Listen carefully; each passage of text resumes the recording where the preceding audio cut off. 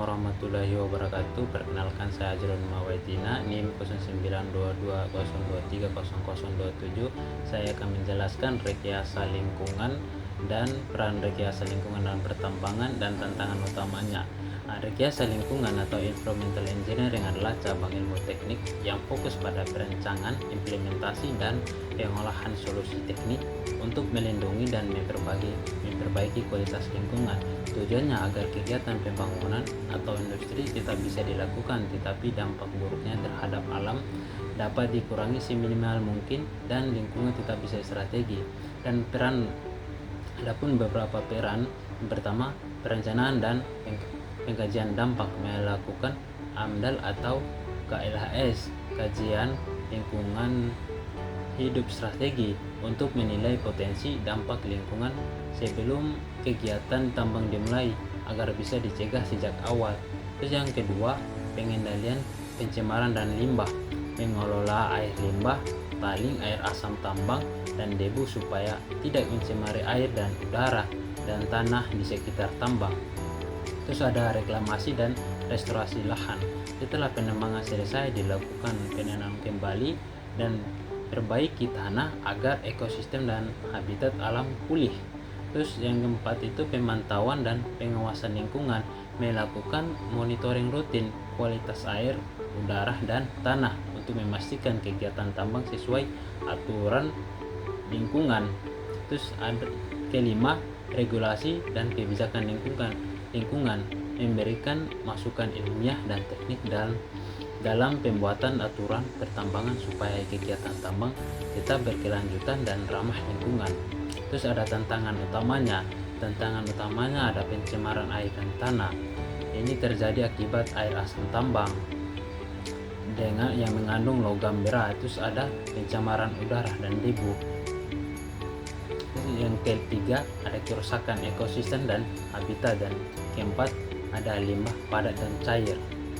Assalamualaikum warahmatullahi wabarakatuh. Perkenalkan, nama saya Ismi Trisna Aulia dengan NIM 092-2023-0031. Di sini saya akan menjelaskan materi tentang dampak lingkungan pertambangan. Yaitu ada yang pertama ada pencemaran air atau acid mine drain dan logam berat. Air asam tambang terbentuk ketika mineral sulfida seperti pirit bereaksi dengan oksigen dan air. Yang kedua, ada pencemaran udara, debu dan emisi gas seperti aktivitas tambang menghasilkan debu dari penggalian, peledakan, penghancuran batuan serta transportasi material. Yang ketiga, ada perubahan bentang alam di pertambangan, terutama yang dilakukan dengan metode tambang terbuka, merusak bentuk permukaan bumi.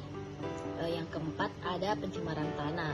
Tanah di sekitar tambang bisa tercemar logam berat dan bahan kimia dari limbah atau tailing. Dan yang terakhir ada gangguan flora dan fauna. Pertambangan menyebabkan hilangnya hutan yang menjadi habitat satwa dan tumbuhan karena adanya pencemaran air yang membunuh organisme akuatik.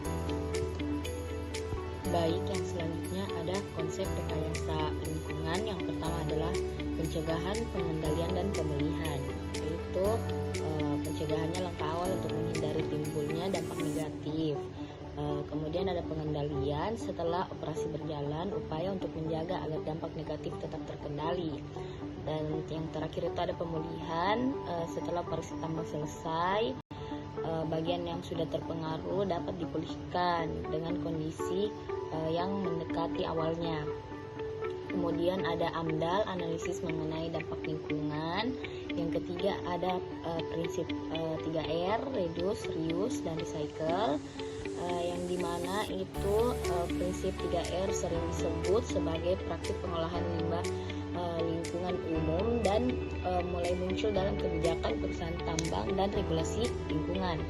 Kemudian yang terakhir itu ada reklamasi dan revegetasi, yang dimana reklamasi itu proses memperbaiki dan menata kembali lahan bekas tambang. Kemudian ada revegetasi, di mana bagian dari reklamasi yaitu penanaman kembali dari vegetasi atau tanaman asli atau yang memungkinkan. Kemudian pelaksanaannya harus berdasarkan rencana reklamasi yang disetujui, dilaksanakan sedini mungkin bahkan saat operasi masih berjalan dan dilengkapi monitoring keberhasilan revegetasi. Terima kasih. Assalamualaikum warahmatullahi wabarakatuh. Perkenalkan, nama saya Lisa Putri Pratama dengan stambuk 092-2024-0030. Nah, pada video ini saya akan memaparkan terkait teknologi rekayasa lingkungan di pertambangan, di mana yang pertama adalah pengelolaan air tambang yang terbagi atas dua, ada settling pond atau kolam pengendapan yang tentu saja fungsinya untuk menangkap partikel padat tersuspensi, gunanya itu untuk mengurangi kekeruhan. Kemudian ada netralisasi, yakni dengan penambahan zat basa seperti kapur atau CaCO3 untuk mengendapkan logam berat. Kemudian yang kedua adalah pengendalian debu yang terbagi juga menjadi dua, ada water spraying, yakni penyemprotan air di area tambang. Kemudian vegetasi buffer yang berguna sebagai penapis alami terhadap aliran air yang membawa sedimen. Selanjutnya adalah pengolahan limbah padat yang terdiri atas tailing management dan juga waste rock dump. Kemudian yang keempat adalah reklamasi lahan yang terbagi menjadi dua juga, ada soil treatment, itu adalah persiapan tanah bekas tambang agar sesuai untuk vegetasi. Kemudian yang kedua adalah penanaman kembali atau revegetasi. Nah, tujuannya itu untuk meningkatkan kekayaan hayati dan memperbaiki mikrolima lokal. Kemudian saya lanjutkan terkait studi kasus nyata, di mana kami mengambil kasus reklamasi tambang di PT Kaltim Prima Coal atau KPC di Kalimantan Timur. Nah, yang menjadi masalahnya adalah kegiatan tambang ini menghasilkan area bekas tambang yang luas dan juga terbentuk lubang tambang atau kita sebut juga dengan void, dan tanahnya itu sangat miskin hara, sehingga perusahaan tersebut melakukan rekayasa lingkungan. Ada beberapa, yang pertama dalam penataan lahan, soil treatment, ada revegetasi, dan juga pemanfaatan yang berkelanjutan. Sehingga hasilnya apa? Reklamasi yang dilakukan PT KPC ini terbukti berhasil. Area bekas tambang yang tadinya tandus kini menjadi kawasan hijau dengan vegetasi yang tumbuh baik. Baik, selanjutnya ada regulasi dan kebijakan lingkungan.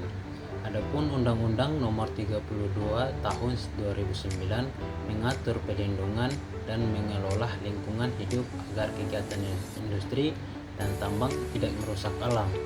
Dan Undang-Undang Nomor 4 Tahun 2009 mengatur pengelolaan pertambangan mineral dan batu bara secara bertanggung jawab dan berkelanjutan.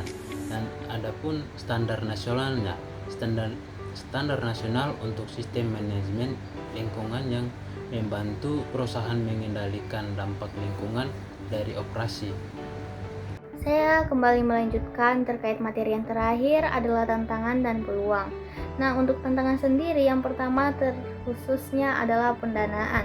Nah, biaya tinggi, tentu saja di dalam menerapkan teknologi yang ramah lingkungan kita membutuhkan investasi yang besar. Kemudian yang kedua adalah teknologi yang terbatas ataupun infrastrukturnya dan juga sumber daya manusianya yang belum terampil atau belum masih kurang dalam menggunakan peralatan-peralatan yang ramah lingkungan. Kemudian yang ketiga adalah resistensi sosial. Tentu saja masyarakat dapat melakukan penolakan pada proyek pertambangan karena dampak langsungnya seperti polusi ataupun kerusakan lahan. Nah, untuk peluang, yang pertama adalah tambang yang berkelanjutan atau green mining. Kemudian yang kedua adalah circular economy. Kita dapat menggunakan kembali limbah atau barang sisa tambang untuk pemanfaatan yang lebih baru. Nah, yang terakhir adalah inovasi teknologi dan juga digitalisasi. Nah, teknologi seperti IoT untuk pemanfaatan waktu nyata, otomasi, ataupun penggunaan energi terbarukan semua ini dapat mengurangi dampak lingkungan dan biaya operasional dalam jangka panjang. Demikian pemaparan dari saya kembalikan ke moderator. Terima kasih. Baik, nah selanjutnya ada kesimpulan. Kesimpulan dari materi ini, rekayasa lingkungan pertambangan adalah kunci agar pertambangan bisa berjalan beriringi dengan kelestarian lingkungan. Teknologi, regulasi, dan komitmen perusahaan harus bersinergi. Selain itu, partisipasi masyarakat dan pengawasan berkelanjutan juga menentukan keberhasilan hasil. Karena pertambangan yang berkelanjutan bukan hanya impian, tetapi sebuah kebutuhan untuk masa depan.